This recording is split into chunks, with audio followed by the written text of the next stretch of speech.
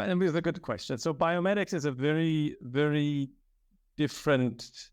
It's not the typical biotech startup because I've done this before 15 years before I started biomedics, and I wanted to build something which maybe surpasses my lifespan and will be able to create impact on the long run, which means I couldn't use venture capital, because when you use venture capital, at some point you need to sell your company and move on to the next one. And I wanted to build something which, like, for example, Merck in Darmstadt is more than 350 years old, still in the hands of the family. So how can you build these mid-sized companies which made Germany's economy so strong? So this was the question. So no venture capital.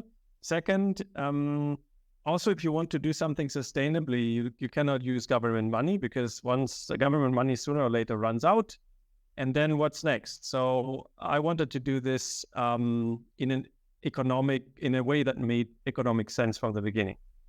So the opportunity came along because I have co-developed something from Merck, the German Merck in Darmstadt, which I mentioned, which is called the Merck Innovation Cup.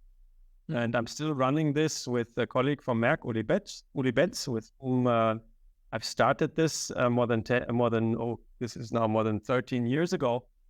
And it's a bootcamp format where we brought together top talents from around the world. And then, so in this bootcamp, help them to generate new project proposals, outside the box proposals for the company's future business. And then on the last day, they receive a prize for the best idea.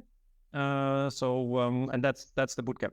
And after we've done this the second time, I sat for lunch with the former head of research of Merck, Bernd Kirschbaum, and said, Bernd, we put so much effort into identifying talent. We bring them here, we torture them in the bootcamp for 5 days.